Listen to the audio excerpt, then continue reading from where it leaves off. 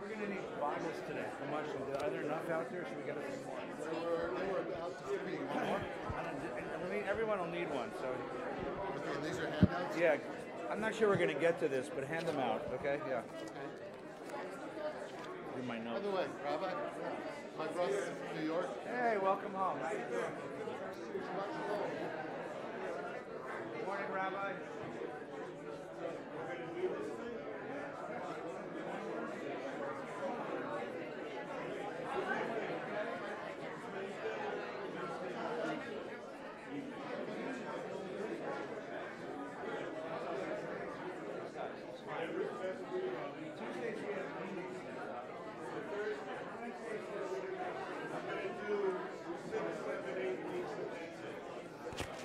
Whenever, how much does you feel like? Good morning. How you feeling? Are you good? I need you. You're one of the good ones. Take care of her. Good morning, everyone. Boker Tov. Yeah. We'll give that announcement now. Good morning, good morning, good morning. Gosh. All right, I got dolphin skins again this week. You know you have it, 34 minutes. I know that story, too. It's a beautiful story.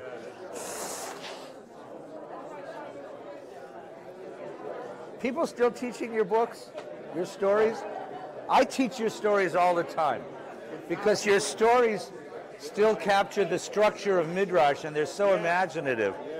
But I see online rabbis looking for stories and it's depressing because this stuff is like the best. Now, I used to get it at a moment. I clipped them at a moment, and I put them. All right, good morning, good morning. It's good to see you. Shabbat Shalom. Shabbat Shalom, Rabbi. How's everybody? Interesting world we're living in, huh? Interesting world. First of all, we have to start with Simcha. Start with Simcha. So first of all, the Seagulls are celebrating 50 years of marriage this morning. Mazel tov. Mazel tov. All our prayers. So you guys have the 6th and 7th Aliyahs, and we're going to give you brachas. It's a joy. It's Mazel tov. They say the first 50 are the hardest. After that, it's downhill. So enjoy. It should only be lives full of simcha. You live in this beautiful paradise up there, so you should continue to enjoy the cow and the pigs and the rabbits and enjoy many, many sweets. Many, many things.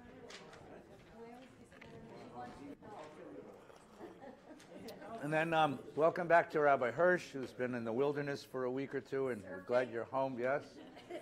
Couple of more good news. So again, following our study today, you're all invited into Davin. There's a library minyan upstairs, a traditional minyan in the Sher Lapati, Tat Shabbat this morning, kids minyan, any kind of minyan you want, we got. And then today our speaker this afternoon is going to be Elise Golden Berkeley, who's the Southern California president of the JNF. She's going to talk to us about what the Jewish National Fund. Remember the little trees we used to plant? 20 dimes bought you a tree in Israel. I flew to Israel to see my tree, you know. I looked out the plane window and said, look, there it is, you know.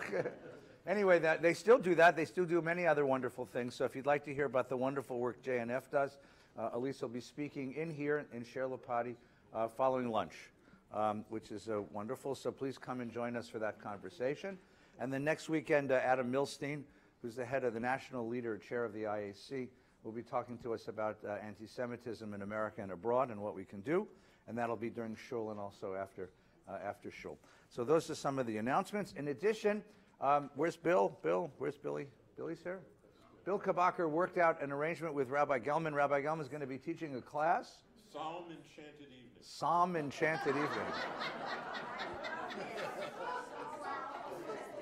The puns are worth the tuition altogether.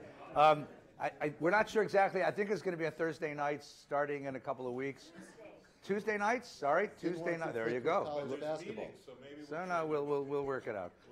We'll put up a sign up online if you'd like to learn with the rabbi. It'll be free and open to everyone. And those who are watching at home, it will be broadcast, and you can watch it at home and study at home with the rabbi. It's a great opportunity to study with a great scholar. And I get to sit in the congregation and say, Interrupt me. on the other hand, That's the deal. on the other hand, right, it'll be a machaya. I can't wait. I'm not calling. I think it'll be like 5 or 6. We haven't figured it. We're going to start. We'll see how many we get to. That's the idea. All right, a programmatic note for us, because it has to do with what we're learning today. So this is the last Torah portion in the book of Exodus. And today we're going to talk about the transition that it represents. Starting next week, we open the book of Leviticus. The book of Leviticus is a very technical book about the sacrificial worship in the altar and then in the temple. It's very difficult stuff to get through, especially if you're a vegetarian. I mean, there's a lot of dead animal carcasses. The rabbis of the tradition made it, of course, what they did for us is when the temple was destroyed, they gave us verbal prayer as a replacement, a substitute for the sacrifices. So we're going to follow their lead. So for the next 4 weeks, starting next week, we're not going to look at Leviticus. If you're dying for Leviticus, go into the archive and look at last year. I did Leviticus last year. We're going to spend 4 weeks studying the prayer book, the Siddur. Okay? An in-depth talk about the history and structure and philosophy of the prayer book, the Jewish prayers and how they came to be and what they mean and why they're significant. Okay? And that'll be our replacement for the sacrificial worship of Leviticus. So what you'll need, we'll have prayer books. Not today. You'll need the Commish, so don't put it away yet. Next week you'll need the prayer book. We'll have those, and those are at home. You'll need to borrow, buy, beg, steal a prayer book from a local synagogue. Don't steal a prayer book from a shul. Good God. Just slip it under your coat and walk out and promise to bring it back. All right. Is that a prayer book you have under there? Baruch Hashem, no. So that's what we're going to be doing together. So today, we're going to see the transition. And the transition is remarkable, and it's also International Women's Day. And I want to take a look at a feminist story today. So if you have the Chumash, you're going to need the Chumash for the first half of our conversation, and then we'll take a look at that worksheet a little bit later. The Torah portion begins on page 564. It's called Pekudei. Anyone here is CPA? This is your Torah portion. This is the Torah portion for CPAs, because it starts out, they do an audit of the whole tabernacle project to make sure that nobody slipped anything into his pocket. And it turns out that everything's there, right? So they start out, these are the records of the tabernacle. This is the audit. They audit the thing to make sure that it all got used, all the contributions were used. And it goes through the whole thing, how many talents of silver and how many yards of purple and all the stuff that went into the building of the thing, right? And then if you turn to page 569, the 40th chapter of Exodus, God says, okay, put it together. You built all the pieces. Let's see if it works. And on the first day of the first month, Torah is always good about that kind of thing, they set up the tabernacle, right? And here they did it. Here's God's commandment, right? And they start setting it up. On page 570, in the second section, the first month of the second year, on the first month, the tabernacle was set up. Yeah, they don't name the months. Yeah, it's just month number 1. And he put everything together, and he put up this, you can read it, you can see how he's putting all the pieces of the thing together, right? Starting from the ark and working outward. The ark is the core of the thing, and then the ark is placed inside of a tent called the Mishkan, and there's a covering over that tent, and an altar inside, and a menorah inside, and then an altar outside, and he's building the whole thing. Just follow with me on 571. He put up the screen all the way around it. He finished the work. You ready? Want to see if it works? I mean, he put this whole thing together. Push the on button. Right, when I was a kid in 7th grade, I took electric shop. And we had these little kits, and you soldered all these pieces together. Something was supposed to happen, and there was this wonderful moment when you would plug the thing in and turn it on, and either you'd blow all the fuses in the junior high school, or your radio came on. It was either Vince Scully or the Plague of Darkness, one or the other, right? So will it work? So he puts the whole thing together. And then at the bottom of 571, you hear the suspense here? Yeah. When Moses had finished the work, The cloud covered the tent of meeting. Good God, it works. And the presence of the Lord filled the tabernacle, the Mishkan. Moses could not enter the tent of meeting because the cloud had settled on it, and the presence of the Lord filled the Mishkan, the tabernacle. Tabernacle is an English word that means Mishkan. Mishkan is the place where God dwells. Right? I used to think tabernacle was a dermatological condition, but it's not. It means a holy place, a sanctified shrine. Okay? When the cloud lifted from the tabernacle, the Israelites would set out on their journeys. If the cloud did not lift, they would not set out. That's how they knew when to leave. So if the cloud settled on top of the tent, that's God was in residence, you stayed, and when the cloud lifted up, you moved. So what have we built? We've built a portable Mount Sinai. Right? Moses met God at Mount Sinai at the burning bush. The whole people met God when they stood at Mount Sinai. And you might think that it's the mountain that's holy because that's where God lives. God lives on that mountain. But now you discover something else. God doesn't live on the mountain. God lives wherever God wants to live. And if you build the right kind of shrine, God lives there. He lives within the community of the people, in the shrine. If the cloud did not lift, they didn't set out. For over the tabernacle, cloud of the Lord rested by day, and fire appeared by night, in view of the whole house of Israel on all their journeys. We've built a portable Sinai. Wherever we go, God comes with us. This is not a God who's localized. And this is not a shrine which is localized. Wherever we go, we take the Mishkan.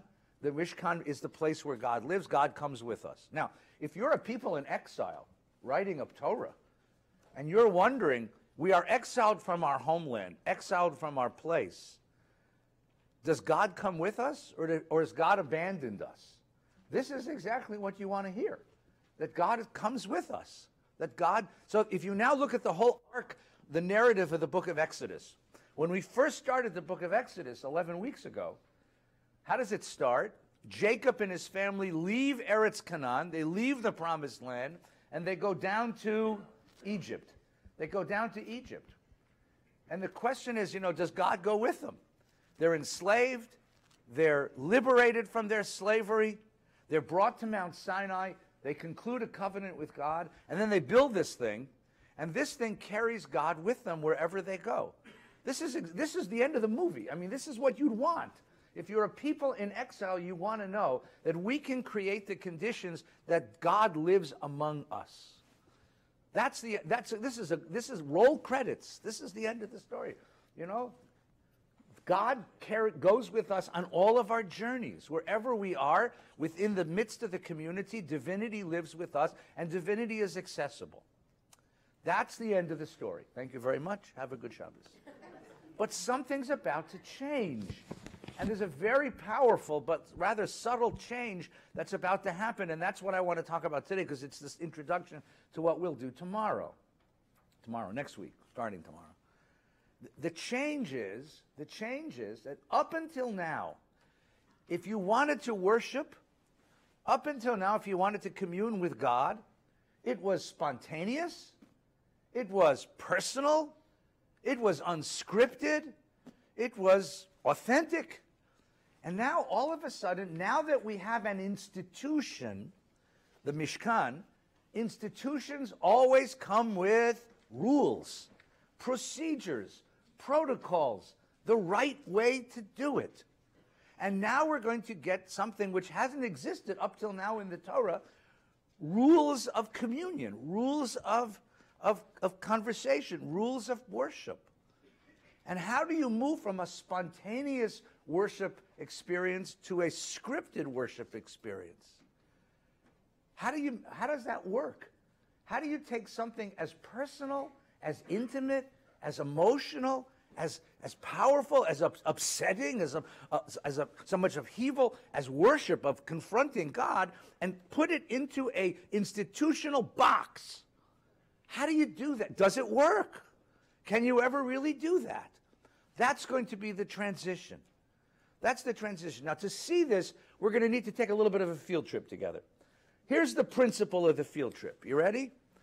Culture is that which we don't see but live out all the time. We live out culture all the time. forms of behavior, forms of expression, forms of presentation. We're living these out all the time. I woke up this morning and put this idiot thing on. What the hell is this for? It doesn't function. It keeps my belly from sticking out of my shirt, but it doesn't have any function whatsoever, and yet it's an important form of culture.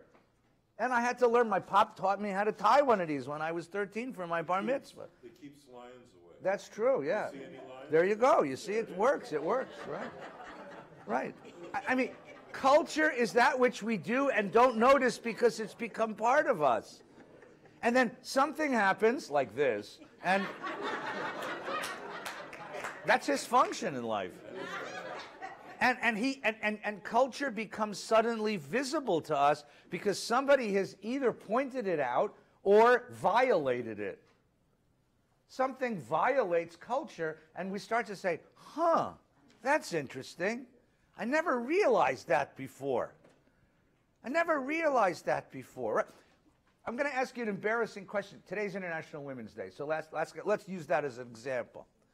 When was the first time you were ever examined by a female physician? There was a time, not so long ago, by the way, about a generation ago, when if you were sitting in a medical exam office and a woman walked in, you assumed that was the nurse. You would never have assumed that was the doctor. You would say, when is the doctor coming? And she might say to you, well, I am the doctor. And at that point, you'd say, really? How did you get to be a doctor? How long have you been a doctor? Right? You know, where's your husband? You know? I mean, that was culture. And then all of a sudden, culture changed, and we noticed it and said, well, okay, why not? You know? You understand? That's how culture works. When our pattern of expectations get interrupted, then we notice it. Now, when you're looking at a previous history, it's a little easier to see, but you have to be able to notice things that way. I'll give you a silly example, a very common example in literature. Cinderella. I don't know if the story of Cinderella ever really happened. Probably not. But there's one thing you do know, that the story of Cinderella was written at a time when people wore shoes. And shoes were interpreted as a sign of social class. Certain people wore certain shoes, and you can tell what class the person was by the shoes they're wearing. Right? Because if you don't have shoes, you don't have Cinderella. Right? Now, the person who wrote Cinderella never thought about it, because shoes were like shoes. Shoes were shoes. But we think about these kinds of things because they're part of our culture. Okay, I'll give you one little other example. Then I want to look inside the Torah. I was talking to my kids. I told you this once before. And I said something, and I said the same thing again. And I said it a third time. I said, I sound like a broken record. And my kid said to me, what's that, Abba? Before there were MP3s, before there were CDs, we had vinyl phonograph records. Yeah, I've seen those in antique shop. What? They're back now. I know they're back. They're big now. You know. And you know, so you have to explain to the kid, but that expression was an expression of the same thing. Like if you ever look on advertisements and they tell you to call a phone number, it says dial this number. The verb for making a phone number is dial. Although we haven't had dial phones since forever, right? Right? So these are affectations of culture that became part of our patterns of behavior, which we never noticed before, but we notice in the aberration. So let's take a look for a moment. So we're going to take a quick field trip through a lot of pages of Commish. I'm going to read them out loud. If you don't want to turn all the pages, turn to page 48. Page 48. A sip of coffee, please. Thank you.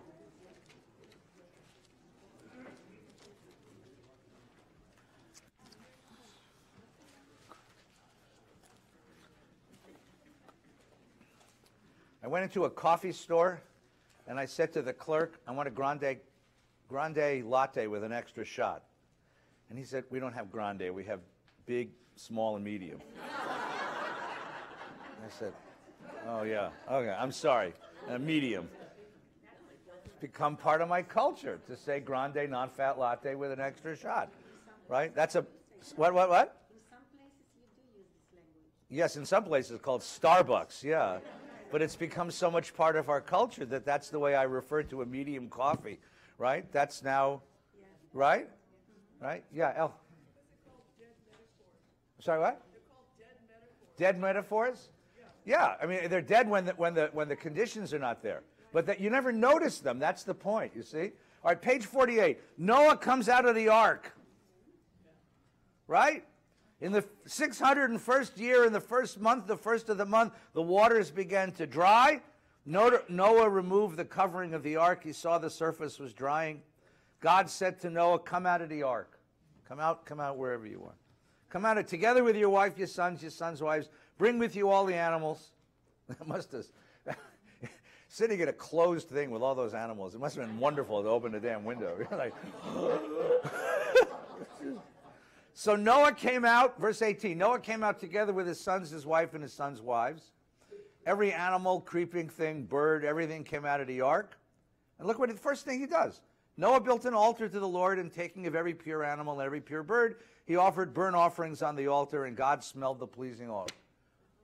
Who told him how to do that? Who told him that's what was expected of him? The guy who wrote this story understood that when something remarkable happens to you, what do you need to do?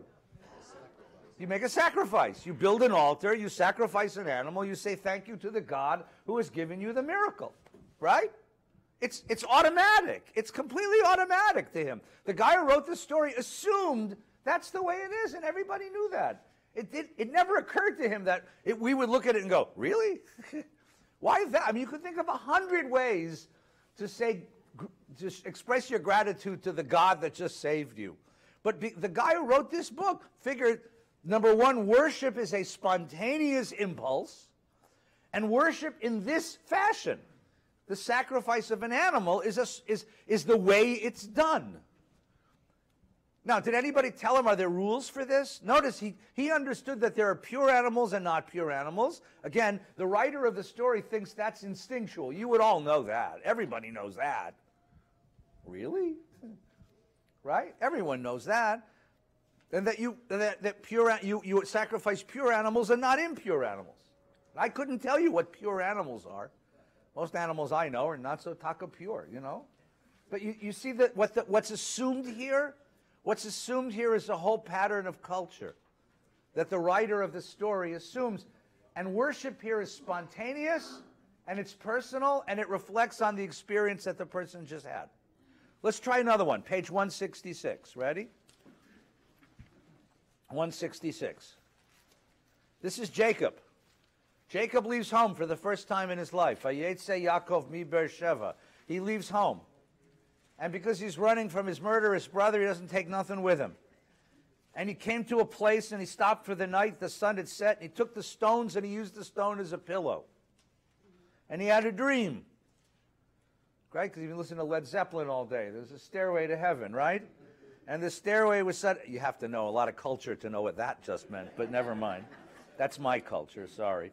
A stairway on the ground, it's top to the sky, the angels of God going up and down, God standing on top of it, and God says, I am the Lord, the God of your father Abraham, the God of Isaac. The ground on which you're lying I assign to you, your descendants will be as the dust of the earth, northeast, southwest. All the families of the earth shall bless themselves by you. I'm with you, I'll protect you wherever you go, I'll bring you back. I won't leave you until I've done what I've promised. Jacob wakes up and he says, Ached, Gewalt, God is in this place. I didn't know it. I didn't know that God was here. How awesome is this place? It's none other than the abode of God. Beit El, God's house. God lives in this place. That's a cultural idea. Don't turn the page quite yet. We talked about this last week. The idea that certain places are divine. Certain places have a certain kind of affinity for divinity. That's an interesting poem. Certain places have a sort of mystical resonance. Anyone ever been to Santa Fe, New Mexico? Or Sedona? And people say, ooh, it's a spiritual place. Right? Good food, nice art. I don't know. Maybe. I'm not sensitive to these things. But there are people who say, something happens here. So there are places like this. So he said, this is the place. This is the gate. So what does he do? He took the stone and he set it up as a pillar, as an altar. And he pours oil on it. That's the culture. That's how you, in that culture, that's how you anoint, sanctify, dedicate a particular spot. And he said, if God remains with me and protects me and gives me my bread and clothing, and if I return safe, then he'll be my God. And this will be his pillar. So Noah expresses gratitude. Jacob expresses petition. If God does this for me, I will be loyal to God. It's a little adolescent, but it's petitionary. You can see how it's a Misha Berach. Dear God, give me what I need, right? That's what he's doing. And he's doing it in that form. It's spontaneous. You see how that works? All right, one more, right? 326. This is Moshe, right? 326, chapter 3 of Exodus. Moses, tending the flock of his father-in-law Jethro, came to Horeb, the mountain of God, once again, a place where God lives. So now you understand something, because we talked about this last week a little bit. The building of the Mishkan was a revolutionary religious act, because up until that time, and for many generations afterwards, you only were permitted to worship in a place where God had shown up. Horeb, Sinai, is a godly mountain. Beit El is a godly place. But when Moshe builds the Mishkan and the tent fills with God's presence, what are you being told? Yeah, you can take God with you any place. It's where the community is that God rests, not in a particular place. Which is why in 1979 Menachem Begin could give Mount Sinai back to the Egyptians, and nobody protested. Nobody protested. Now I know what you're thinking. You're saying, but wait a minute. If Benjamin Netanyahu were to give half of Jerusalem to the Palestinians, it might cause a problem. Why? I thought God was only in the place where we were. But you see, it's not entirely true. We also have a sense of place. It changed over the centuries. It changed over the centuries, right? And then the whole question of the Kotel. Is the Kotel a holy place? There was a big war there yesterday. The women of the wall went down there to celebrate the 30th anniversary, and there were 1,000 yeshiva students there waiting for them. There was a war at the wall, and the police didn't do anything. So, is the Kotel holy? Whenever American Jews take pilgrimages to Israel, we go to the wall. We go to the wall. You all do that. I did that. We all do that, right? We make a pilgrimage. You want to go there on Friday night and dance with the yeshiva kids, right? It's kind of sweet. But here's a crazy thing. You know, if you stand in the Kotel Plaza and turn around, you'll see that at the back of the Kotel Plaza is a yeshiva called Porat Yosef. And the yeshiva guys there daven in their base medrash. Now you're 100 yards away from the Kotel. Why don't you go daven at the Kotel if the Kotel's such a holy place? Why are you davening in the base midrash of the yeshiva? Yeah, that's exactly right. Fewer tourists. That's exactly right. I mean, so the question of the holiness of the Kotel is a really interesting question. You know, they let the bushes grow because they're holy bushes, Epis, you know. It's an interesting question. We'll come back to it. Now, Moses goes to Mount Sinai, to Horeb, which is Sinai. An angel of the Lord appeared to him in a blazing fire out of the bush, and he gazed, and there was a bush all aflame. Yet the bush was not consumed. You've heard of this story, right? Right? And Moses said, I got to turn around and see this.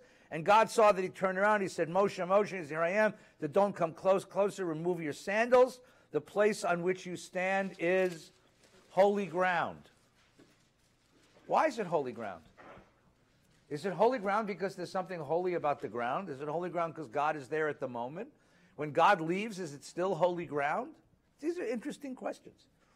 And he says, the God of your father, Abraham, Isaac, and Jacob. And Moses hid his face, and then they have a conversation. It's spontaneous, right? And Moses is going to get a charge. He's going to get a responsibility. This is his bar mitzvah. I have a job for you. Go into the world and save my people. Go into the world and save my people. So what do you have up until this point? Worship, communion with God is spontaneous. It happens when it happens. It's situational. It responds to the situation. Jacob is terrified. He has a meeting with God. His words reflect his meeting with God. Noah is full of gratitude for having been rescued from the death, the genocide of the world. He gives an offering of gratitude. It's all spontaneous. It's all personal. It happens all of a sudden. It comes from the heart, completely from the heart. Okay? Everybody see that? You see how that works? But now, what have we just done? We've built a Mishkan. Now come back to our Torah portion. We've built a Mishkan, and the Mishkan is an institution. And the institutions always carry rules. Institutions have ways of doing things. So now we're going to take a quick preview of coming attractions. Turn to 585. 585, next week's Torah portion. Watch what happens to worship. Watch what happens to communion, okay? I know it's getting cold in here, but notice how disciplined I am, not jumping up and touching the thermostat. I'm learning. Not yet. That's true. I will pray to the God. Maybe God will help us, right? Would you like me to fix it? Yeah, it's too cold. Is it too cold? All right, all right. That's what we're talking I see, the community has asked. This is part of our culture, that's why. Holy cow, look how cold it is in here. It's plunged to a freezing 70. It's plunged to a freezing 70 degrees. And God help the Jews who must shiver through this. Yeah. I know. No, you misread that. We're a dessert people. Put a Viennese table out. Don't get in the way. I almost got killed once at a wedding on Long Island. I stood in front of the Viennese table. And I know. Vayikra el Moshe ve'edaber Adonai elav. Vayikra el Moshe. God called out to Moshe, presumably from the tent. Right? Because Moshe can't go into the tent because God lives there now, right? Vaydaber Adonai elav. Me ohel moed. From the tent. So Moshe is outside the tent and God calls to him and he says, what is he going to tell him? What are the first words out of this tent? Watch. We're on page 587 now, right? All this commentary in here. Daber al b'nei Yisrael v'yamarta lahem. Tell the people Israel. Adam, a human being. Ki akriv mikem korban ladonai. If you want to bring me a sacrifice, mina behema mina bakar mina tzon takrivu et korbanchem. Choose something from the flock or the herd. V'im olah, and if it's an olah sacrifice, so there's a whole category, different kinds of sacrifice. If it's an olah, mina bachar zachar tamim, make sure that it's a male without blemish, bring it to the entrance to the tent of meeting. And here's the word I wanted you to see. It's the second word, it's the first word on the second line in Hebrew, liratzon. Lirtzono. Lirtzono means you've got to do it right. I don't want spontaneity anymore. You don't improvise. Noah improvised. No one told him how to do it. He just took some animals and offered them, right? Jacob improvises. Moses improvises. It's spontaneous. It's from the heart. It's improvisational. It just bursts out of you. It's explosive and expressive. But from now on, when you offer something, there are rules.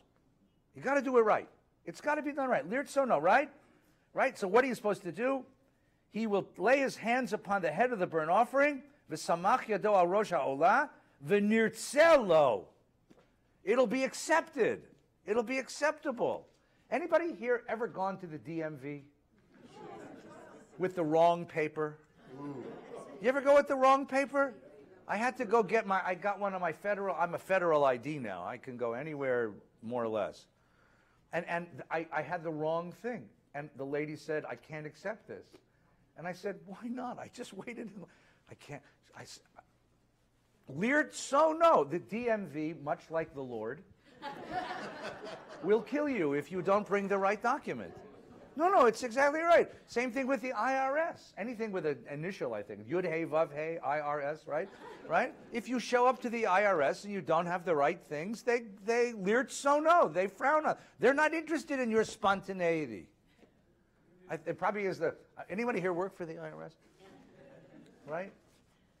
My Machatana works for the IRS. This is like the most unexpressive, unspontaneous institution in the world, right? People with no souls, they just work at the IRS, right? David Foster Wallace wrote a book about this. It's just interesting, people, what happens to people who work there, right? I'm sorry, I didn't mean it. They're wonderful people. They're patriots. I'm going to get audited now. Watch. No, but you see, the IRS, like the DMV, this is a set of protocols. And the way that they even us all out and make sure that we're all taken care of is by saying everybody's got to abide by the exact protocol. And we're not interested in who you are and what you do for the world. It's not spontaneous at all because there's no discrimination. Everybody comes with the same protocol. There's something highly democratic about it, right? There's also something highly disturbing because we all want to be taken seriously as individuals. And it turns out that when you beg and plead and cry in front of the lady at the DMV, it doesn't work. I tried. I prayed in front of her, right? I set up an altar and sacrificed a sheep. She wasn't impressed. I went home, I got the document, I came back. She did let me get back in line. I didn't have to wait another 3 hours, right? And I got my ID, and now I can get through TSA. Lirt so no, it's got to be done right. It has to be done according to the protocol. And here's the protocol. How detailed is the protocol? Hang on to your hats. If there are vegetarians in the room, I apologize. Lay your hands upon it in expiation for him. The bull shall be slaughtered before the Lord, and Aaron's sons, the priest, shall offer the blood, dashing the blood against the side of the altar, which is at the entrance tent of meeting. The burnt offering shall be flayed and cut up into sections. The sons of Aaron, the priest, shall put fire on the altar and lay out the wood, and Aaron's son, the priest, shall lay out the sections with the head and the suet on the wood with the fire on the altar. The entrails and the legs shall be washed in water, not the legs of the priest, the legs of the animal. And the priest shall turn the whole into smoke. If the offering is a flock, you're going to, as you read this, when I was a student in seminary, I had to memorize all this because you have to know every part of a sheep, right? There's the liver, and there's the entrails, and there's the kidneys, and there's the head, and there's the skin, and everything. Every piece of the sheep, there's a different rule for how it's offered on the altar. Exacting rules. From now on, worship is going to be a highly scripted, highly articulated, rule-based expression. So here's the great question. Where is the place for personal religious spontaneity, personal religious life, within that highly scripted, rule-based, highly articulated form of worship? So, Hang on. We'll come to that. Can you find a place within that? That's going to be the question, right? Think for a moment. Let's step out of this. This is something we talked about, I think, a year or two ago. Think for a moment of other places in human life where we have highly articulated forms of expression, right? Let's take a couple of quick examples. Jazz music is improvisational. So you go see jazz, they'll start with a theme and then they'll all improvise on but classical music is scored, right? It's Perlman is playing Bach. Perlman's not playing Perlman. Perlman's playing Bach. And yet, Perlman will play Bach differently than any other violinist in the world, right? He finds a way within the scored music to be himself. And the reason why we want to go down and watch Perlman play it, or Midori, or anybody else, Yo-Yo Ma, is because they play it in a way which is unique and precious to them, even though it's a scored piece of music. How do you understand that? Does that make sense? Let's take another example, ballet. I'm not an expert on this. I know nothing about this. I'm a real Amaretz. But from what it appears to me, ballet is a highly articulated, rule-based form of expression. If you want to do your own thing, that's called modern dance. You can do your own thing. It's called modern dance. Do your own thing. But if you want to do ballet, it's got to be done lirt so no. Right. It's got to be done properly. According to is there room for personal expression within that structure? And the problem here, and then David's here, so he's a maestro, so he can help us. The problem here is, and Bob is as well, does the scored music or the choreographed ballet leave enough room for the artist to express himself? Right? That's number one. Or does the scored music or the form of the art form stamp out all spontaneity? Or on the other hand, does the artist break the form in order to be what the artist, in order to do and say what the artist wants to say. The tension between those two. Is that, everyone understand that? Now here's what's interesting. That's going to be the problem of prayer. This is going to be the central problem of prayer.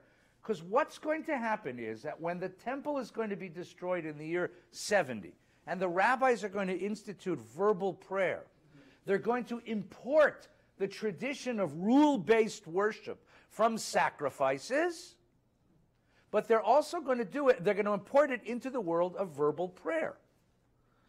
And the question is, does that work? Can you combine the two? Or do the rules stamp out the spontaneity and the expressiveness of prayer? Is there room for spontaneity and expressiveness within the rules of worship? How do the two things mesh? And what's wonderful is we have a story about this in the Bible itself, where the two traditions collide with each other. And that story is in the Commish, because it happens to be the Haftorah that we read on. It happens to be the Haftorah that we read on Rosh Hashanah. So turn to page 1225. And now it's getting warm in here. So I'm going to express myself again. Oh Lord, thank you for the gift of heat. Umine. That's enough. Okay, somebody had a hand up back here. I saw a hand up a moment ago, and I successfully stifled it. Yes. We're going to pass the microphone back so we can hear. Yes, please, Mrs. Abrams. Why there are rules to the sacrifice? That's a great question. Why are there rules to the sacrifice? I don't know. I think it's because once you have an institution and you have a collective. See, up until then it was everybody for himself. Jacob's praying for himself. Noah's praying for himself. Now you have prayer for the whole, you have worship for the whole community. So the whole community decides what it wants. And the community over time begins to develop ways of doing things. It becomes a religious culture with its own rules. Right? All groups do this. We have rules for how you dress. We have rules for how you speak. We have rules for how we behave ourselves. All collectives develop cultures where they set up certain rules. When you come to something as precious and as important as standing in front of God, you're going to have rules. Now, you're going to have rules because it's going to express how we want to do it. Then there's another idea, and which we'll get to in the book of Leviticus a little bit later in the year. You got to keep coming back, which is that God's a little dangerous. There's going to be a time when two people decide to go it on their own. They're going to break the rules, and they're going to enter the Mishkan out of a religious passion, and they're going to die. And it's Nadav and Abihu, the two sons of Aaron. So the two sons of Aaron decide, I don't need the rules. I want to go back to the old way and offer a spontaneous worship, and they die. And the idea is that worshiping is kind of dangerous. You got to be careful about this, right? And so the question is, and what does that mean? What does it mean to say there are rules for this, and if you don't obey them, there's dire consequences? I mean, this is a very interesting question. It's a very, very good. I'm going to evade the question because I don't know the exact answer, but I think it has to do with the fact that all traditions, all cultures evolve rules in the way that we do things. All right, we're on 1225. I see a bunch of questions, so I'm going to answer a bunch of questions, and then we're going to get to this text because it's just a delicious text. Good. Hi. Hi. You said that I can hear you. That's for Okay. the people at home. you said that when we notice that the culture is violated, Yeah. usually the new generation violate the culture that we have. Yes.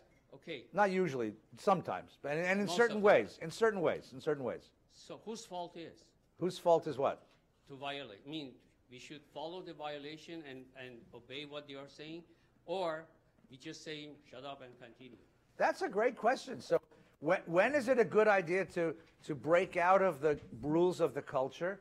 And when is it the right idea to keep the culture the way it was and not to break out? And there's no answer to that. I mean, this is how cultures evolve and develop, right? What's so interesting, though, I'll tell you this much.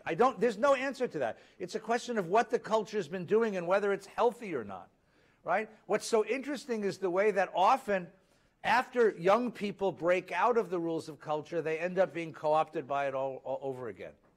Right? If you continue, Yeah. you go out of the culture completely. Yeah. Because you don't know the limit, where you can stop, how much you Oh, can gosh, do yes. this. Yeah. Yeah. Once upon a time, there was a quaint idea that sex should only be had in marriage. And then somewhere in the 1960s, people decided to break out of that pattern. And now we have a very different pattern, right? Once there was an idea we have these quaint ideas. We look back at them as kind of quaint. Isn't that interesting, right? Right. I was watching television with my kid, and when my kid was young, and the TV show assumed that this couple were sleeping together, even though they weren't married. And I said to myself, isn't that interesting? Like, it's now just become assumed in American culture. It's not even, right? We break out of culture. Sometimes that's healthy. We break out of our prejudices. We put aside discriminations. We accept people that were once not accepted and give them a place among us. I think that can be healthy. On the other hand, sometimes breaking out of patterns of culture can be kind of ugly, and leave us with all kinds of patterns of behavior that we now regret we broke out of, right? We regret that we broke out of those patterns. Someone has a mic, yeah. Yeah, I do. Hi, Howard. Hi. What did they do with the animals after they were sacrificed? They ate them.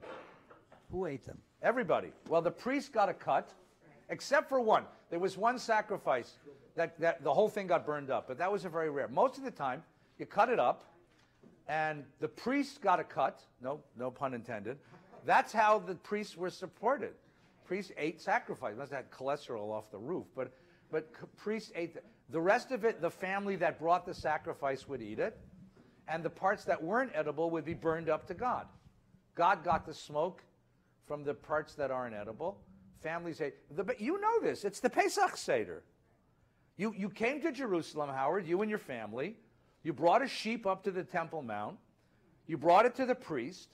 The priest said, put your hands on the head. He said, who are you? You say, I'm Howard of Encino. He said, good. Tell me who your father was. And then the priest would give you would tell you, oh, you are Howard Ader. I know you. Here's who your father was. Here's who your grandfather was. The priest knew everybody's genealogy, all the way back to the Exodus from Egypt. And the priest would say, what blessing would you like me to share with your family? And you'd say, this is the blessing I want on my family. And the priest would offer that blessing. Then the priest would shech the animal. And the priest would say, wait right here. And he'd take the animal into the altar, and he'd burn up the animal. He'd cut it up, and he'd burn it up. The parts that were unedible got burned up to God. The priest took a little bit for himself. The rest he wrapped in tinfoil and gave to you. And then you took it back to your tent on the outskirts of Jerusalem, where you ate it with matzah and maror and greens and charoset, and told the story of the Exodus to your family. The meal, the Pesach meal, is a sacrifice. The Shabbos meal is a sacrifice. The Shabbos meal is a sacrifice, right? That's why before you ate that challah last night, you did two things. You washed your hands, right? And you said a bracha, Asher kitshanu mitzvotav etzivanu, right? Al nitilas yadayim. Where are you commanded to wash your hands in the Torah? You're not. Who's commanded? The priest. You become the priest. You're washing your hands because the Shabbos meal is an offering. And then before you dug into that $17.95 whole wheat, gluten-free, high-protein, low-fat, imported Belgian chocolate, imported Indonesian basil almond challah. You get those too? Yeah, oh, delicious. You did something which is a travesty to bakers everywhere. You poured salt all over the damn thing. Right? Why do you pour salt all over the challah? Because every sacrifice was offered with salt. Oh, really? Yes. Oh, really? Yeah, but I'd lie to you. Yeah, so the table becomes the altar. The challah is your meal. You ate sacrifice. You ate. It was a holy meal. It was a holy meal. That's what a sacrifice was. It wasn't just burning something up. There were some sacrifices that were all burned up, but very few. Most of them were holy meals that were eaten as a religious expression. What's left of it is the Shabbos table and the Pesach table. That's the Eucharist. Well, I was going to get to that. So the Eucharist. But you haven't done it yet. Yes. Wait till my class. Wait till You just wait till you. Yeah, he's right, exactly right. So the Eucharist of the Christian faith is the same thing. It's the meal of the communal meal. The disciples gather around with their master to eat the Pesach meal, except he says to them, you know, I'm not going to be with you next year at Pesach, so when you sit with your families and you make Kiddush, remember this is me with you, and when you hold the matzah, remember this is me with you. The Catholic Church took that very literally and said, this is literally me with you, and offered the idea of the transubstantiation, where the sacrifice becomes the Christ himself. But it's the remnant of the sacrificial meal. Yeah, please. Well, that is interesting when you said Thank the you. Eucharist, because I hope so. because I'm thinking Cain was right. God preferred Abel's offering. Yeah. There's no offering of fruit and vegetables. Oh, yes, there is. Well, Sure. but not in the rules. Yeah, there are. Great. Look, I mean, we can go. There is. It's a very democratic system because it knows that not everybody can afford a cow. A cow's expensive. Now and then, by the way. Nobody can afford it. I mean, you know, maybe, I don't know, Bloomberg offers a cow, you know. But you a cow, a sheep, a bird, or bread and oil. Grains and oil is a sacrifice. And then your first fruits you bring your first fruits. Vegetables were offered all over the place. Right, so they're because not everybody could have, you brought what you could afford, and they were all legitimate. The guy who could only afford the oil, the bread and the oil, his sacrifice was every bit as legitimate as the guy who brings a bull, right? Okay, and each of them had a place. Each of them had a place. You're exactly right. But there were vegetarian options on this menu. All right, I want to take a look inside. We're on page 1225. You ready? This is the Haftorah from Rosh Hashanah, but it's from the book of Samuel. It's the first chapter of the book of Samuel. There was a man from Ramatayim of Tzufid in the hill country of Ephraim. The hill country of Ephraim is what today you call the West Bank. It's Samaria. It's the north part of the West Bank. His name was Elkanah, son of Yoram, son of Elihu, son of Tofu. His grandfather was a vegetarian of Ephraimite. And he had two wives, Nebuch, Chana and Penina. Penina had children, Chana was childless. The man used to go up from his town every year to worship and offer sacrifice to the Lord of hosts at Shiloh. So before Jerusalem was conquered and made into a Jewish town, and the temple was built in Jerusalem, the Ark of the Covenant was kept in the town of Shiloh, which is also in the West Bank. So every family had an appointed time of the year when they went up and worshiped. The whole country was divided into districts. Each district was divided into clans. Each clan was given 1 week of the year. And you brought sacrifices. It was your week to supply the temple with sacrifices. It was your week to go worship. So if your week is the first week in March, you went up to sacrifice the first week. So Elkanah goes up.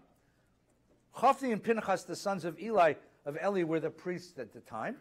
One such day, there was 1 year, when it was Elkanah's turn to go up to sacrifice. Elkanah offered a sacrifice. He gave portions to, here's the eating, Howard, here you go. He gave portions to his wife Penina and all her sons and daughters. But to Chana he would give one portion only, though Chana was his favorite, for the Lord had closed her womb. So if you were filming this, you'd have a table, right? Think of the Last Supper, right? And you have Elkanah in the middle, and Chana next to him, and all of her kids. You got a whole slew. Sorry, Penina and all of her kids. And on the other side, you have poor Chanala, all by herself, right? And Penina got, like, you know, enough for the whole mishpocha, right? And Chana got Nebuch all by herself, right? And so every time she's, like, distraught, right? She's terrible because she can't have a kid, and she knows it's her fault because her sister wife has, like, a dozen. You see the problem?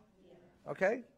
Moreover, her rival made her miserable and would taunt her that the Lord had closed her womb. Yeah. Yeah, nasty, you know, mean girls. Mean girls, right? Mean girls, you know. What? Is this the rival? Penina. I know it's Penina, but it could also be God. No, the rival's Penina here. This is competition between the two women. It's a parallel story to Sarah and Hagar, and a parallel story to Rachel and Leah. You hear the parallels here? All right, it's a parallel story to these, okay? This is a common theme in Torah. The barren woman whose sister wife has the kids, so she knows it's her fault. How does Sarah know that it's her fault? Because Hagar gets pregnant right away. How does Rachel know that it's her fault? Because Leah's got all these kids, right? So the pressure's on the woman because the woman defines herself by her fertility, right? Except unlike Abraham, Elkanah's a mensch. Watch. This happened year after year. So you can imagine that every year they go up and Peninnah has another kid. You know, just banged out another kid, right? And you end up with, you know, so this becomes torture for this woman Hannah, right? Year after, every time she went up to the house of the Lord, the other would taunt her, so she wept and wouldn't eat. Now here's where he becomes a... So her husband Elkanah says to her, Hannah, why are you crying? And why are you eating? Why are you so sad? Am I not more devoted to you than 10 sons? So he's a mensch. What does he say? I love you anyway, right? You're better to me than 10 sons. But the more he tells her he loves her, the more... Why? Because the more love that they should... Come on, guys, come on. Never, come on. We got room over here. Come on. There's always room for Torah. Come on. Hi, guys. Welcome. So, because the more love that they express, the more she feels broken, right? The more broken she feels. Okay? Ready? So verse 9. Everybody together? Verse 9. There's a bunch of these guys. Wow. It's Hannah and Peninnah. I wanted to bring some visual aids so you could see. You see what happens? You see what happens? That was perfect. That was perfect timing. After they had eaten and drunk at Shiloh, Hannah rose. The priest Eli was sitting in the seat near the doorpost of the temple of the Lord. Now, the next phrase, in her wretchedness, that's a terrible translation. Look, in the Hebrew, it's Vihi Marat Nefesh. Marat Nefesh means, Mar means bitter. Nefesh means soul. But she's so, in her depression, her despondency, her despair. She's bitter. She's not bitter meaning angry. She's bitter meaning she's hopeless and helpless and broken. Yeah, in her brokenness, I think is a better language. So she goes into the temple. She goes into the temple where there are rules for how you worship. But she's a woman filled with pain and brokenness. And she breaks down in front of the altar. She just breaks down. And she begins to weep. She's weeping all the while. And she made a vow. O Lord of hosts, if you will look upon the suffering of your maidservant, that's me, she said, and remember me and not forget me, and you grant your maidservant a male child, I will dedicate him to the Lord for all of his life. No razor shall ever touch his head. He'll be a Nazir. You give me a kid, I'll give him back to you. Just give me a kid. Give me a child. I say, I have this broken woman who says, I only want one thing in the world. I want to be a mother. Anyone who's ever dealt with infertility, it's a brutal thing.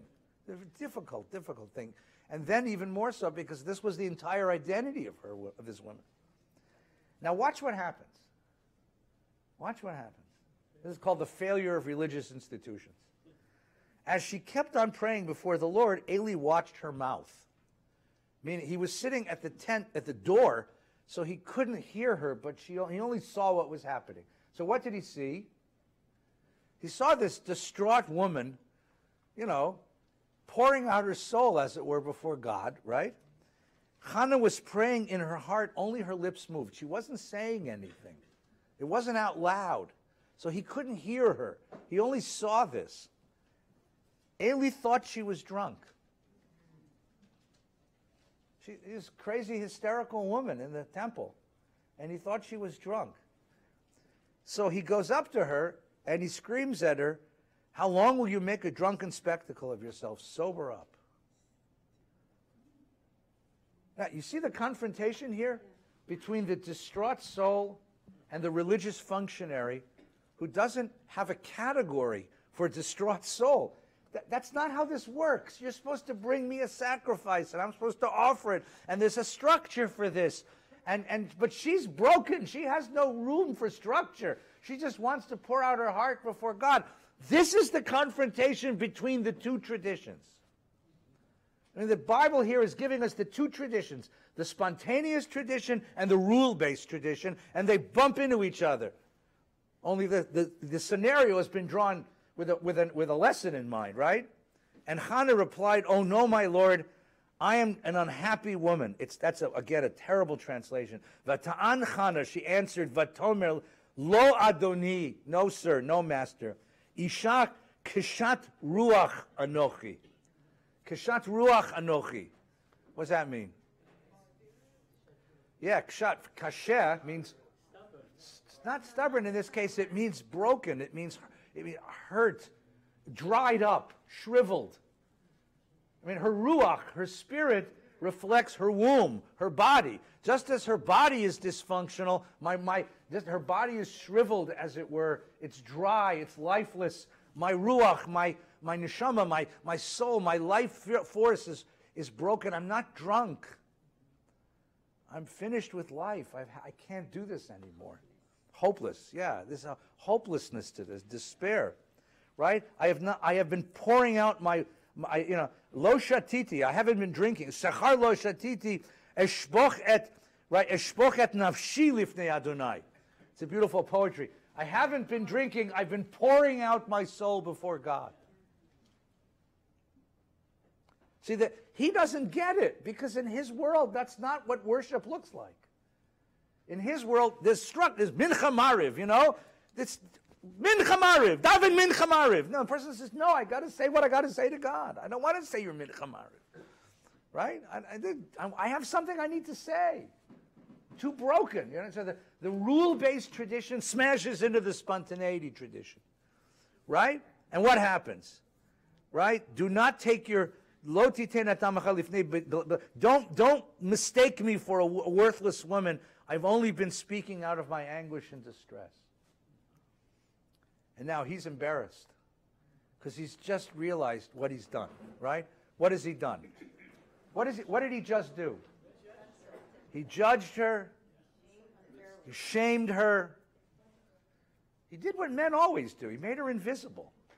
She's invisible, She had, but she broke the culture. Her anguish gets to him somehow, and he wakes up, at least to some extent, and he says, "Go in peace, and may the God of Israel grant you what you've asked." And she said, "You're most kind to your handmaid." So the woman left, and she ate, and she was no longer downcast because the priest blessed her. And the next morning they went home, and then, wouldn't you know it, ta-da! And the next year she comes back with a kid, back to Shiloh, and the kid gets dedicated to the temple, and the priest becomes Samuel. Now, what's interesting about this story, this confrontation between the two traditions, is that when the Talmudic rabbis came to create Sim bin Toivin, Mazel Toivin, Mazel Toivin, Sim bin. See you guys, fellas. We'll see you in shul. Take care. Go ahead. There's really good cookies. You just have to last till 12 o'clock. That's all. That was a really interesting story. Thanks so much. God bless you. Take care. Mazel tov. We'll be inside in a few minutes. Mazel tov, Lorraine. Mazel tov. So, I'll be right with you. When the Talmudic rabbis come to create the prayer tradition, they have to decide, they have to make a very big decision.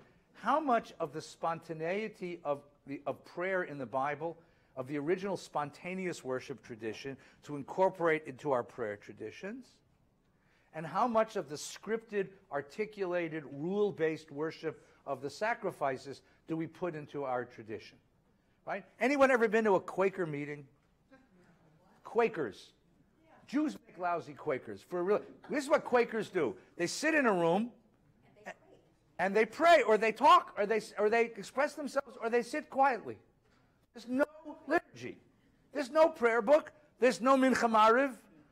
You just do it, whatever you feel like doing. Whatever God moves you to say, you say. Jews would never do this. I mean, I mean, either we wouldn't shut up, or we would go eat, And then on the other hand, you have other traditions which are like ours, very highly articulated. The Catholic tradition is highly articulated. So the question is, how much rules and how much spontaneity, and what is the play between rules and spontaneity, between form and content? Do you put into a worship tradition? And when the rabbis begin to work on this, the story they go to give them a guide is this story. So it turns out that the role model for Jewish prayer is a woman, is Hannah. And we'll see that in the Talmud in just a second. Yeah, Michael. Yeah, this sort of reminds me of something. Careful. This reminds me of something that occurred Yeah. a number of years ago. Yeah. When I was faced with an interesting situation. A friend of mine, his sister had died in New York. Uh-huh. He wanted to say Kaddish immediately. He lived here in L.A. He wanted to say Kaddish right away in his apartment with a small minyan. Okay. And he asked me to lead it. So I went to Rabbi Schulweis and said, his sister isn't even buried. He wants to say Kaddish. What does one do? Right. And Rabbi Schulweis said to me, he said, when someone is in distress, you do what they request. Okay. This is a question when do the rules apply, and when does the situation determine what you do, and when do you become spontaneous? I mean, it's a really interesting question. And at what point do the rules stifle the heart? And at what point does the heart have permission to break the rules? And if the rules are always broken, what happens to the rules? If you break the rules altogether, if you say, listen, we don't need this prayer book. It's boring anyway. And we don't need these traditions so that we'll just do what we feel like doing. At what point do you stop any kind of coherence of a communal culture? Because after that, then you say, well, what do I need to pray with you guys for? I can do this on my own better. You see? And that becomes the question. That's the tension at the heart of it. Can I borrow one of these pages back for a minute? Thanks. Okay, so take a look. I gave you just some smattering of this. So in Talmud Brachot, which is the Talmud of prayer, you have a whole discussion here about this question drawing from the Chana story. It's at the first page. It says Brachot 31a and b. Everybody see that? So Rabbi Hamnuna said, how many halachot can be derived from the verses of the prayer of Chana? I think this is hysterical. So this is a tradition that typically erases women, but it says, no, but this woman happens to be the one woman who we're going to learn everything about prayer from. It says, Hannah spoke in her heart, only her lips moved, her voice could not be heard. Eli thought she was drunk. The Gemara elaborates, from this we learn, Hannah spoke in her heart, the halacha that one who prays must focus one's heart on his prayer is derived. Right? So kavanah, because of that law, kavanah is required in prayer. Translation. You give tzedakah whether you feel like it or not. Why? Because the poor person is still poor, whether you feel like it, helping them or not. Right? You go visit the sick, whether you feel like it or not. Why? Because the person needs your presence to heal.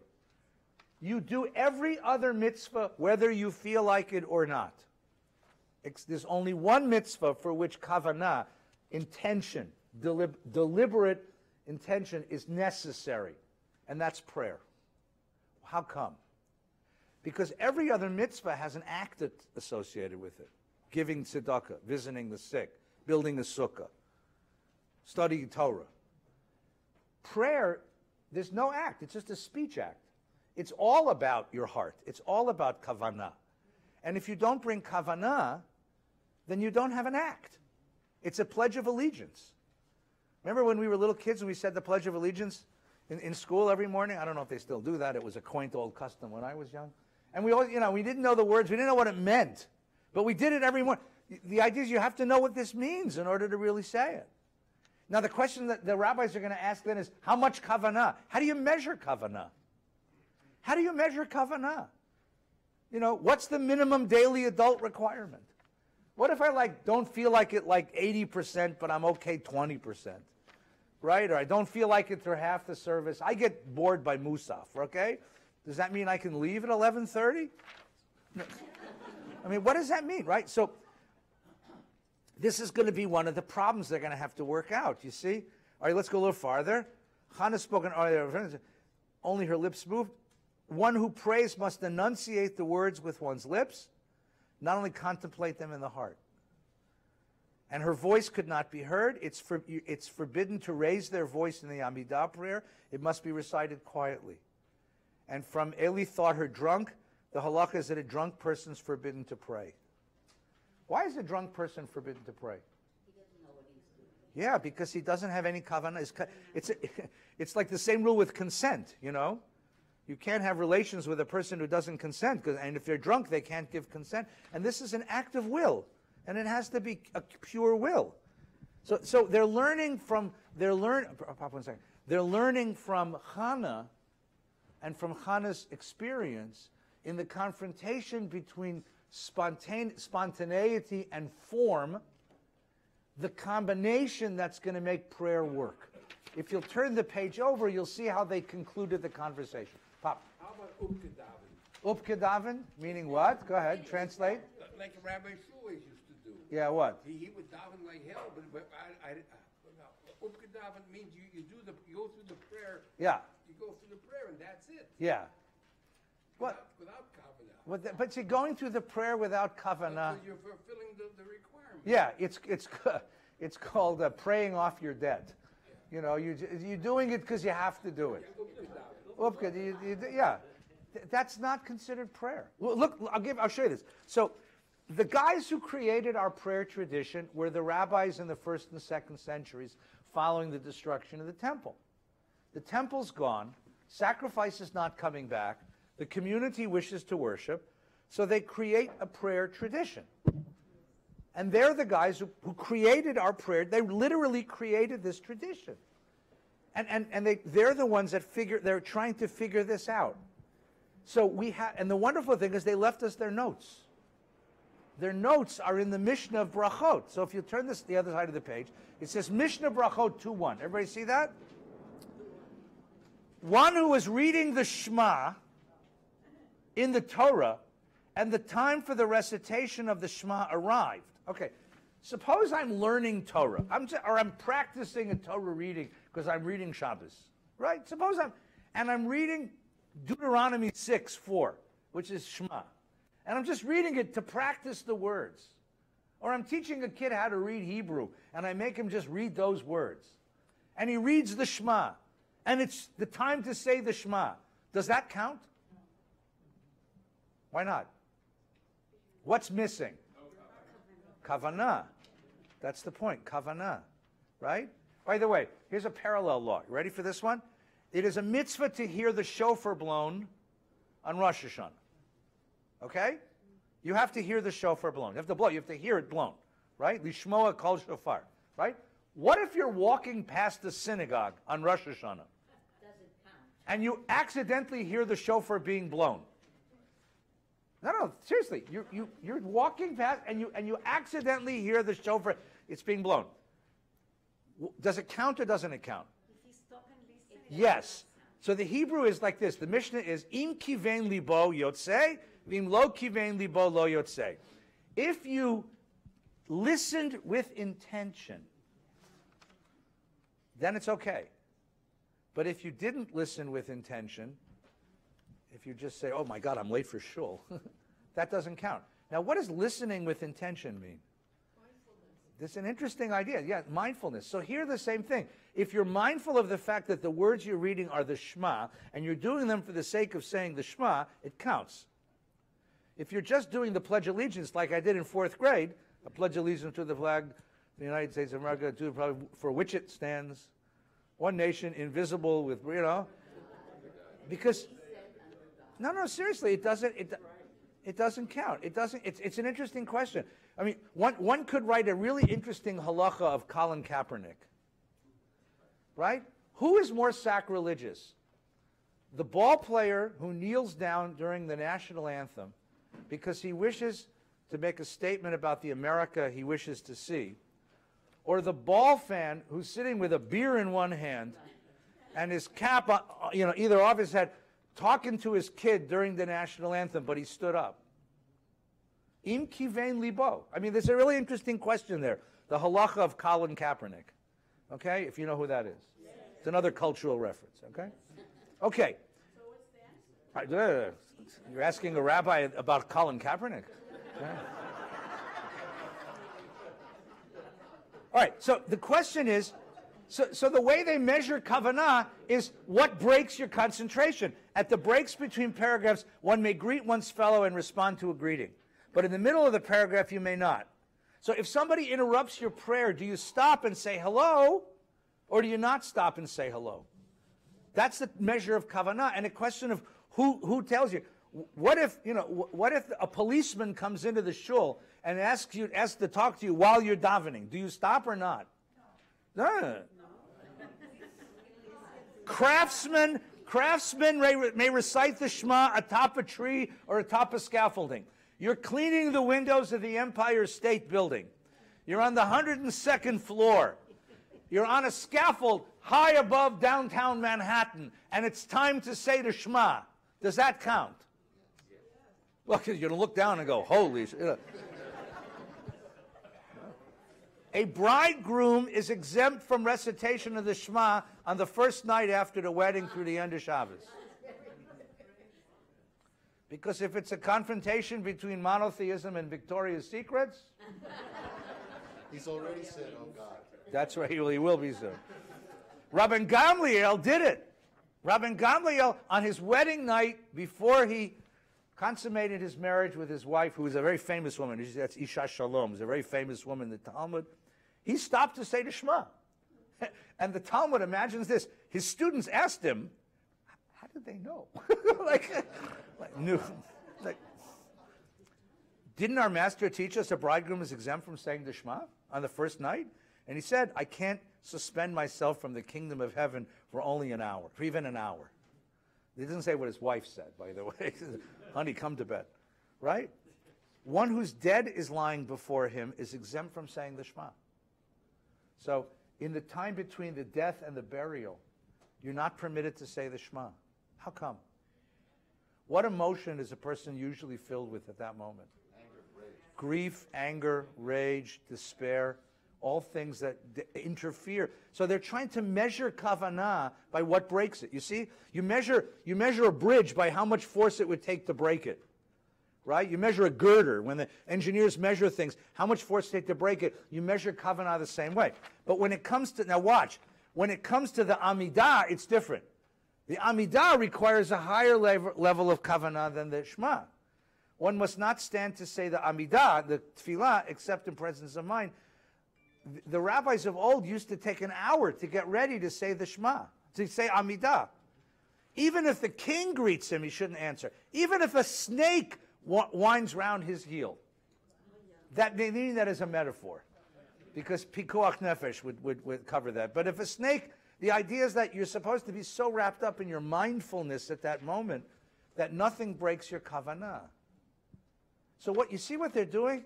They're trying to bring from the spontaneity tradition that notion of the movement of the heart, at the same time trying to give us a set tradition of prayer, right?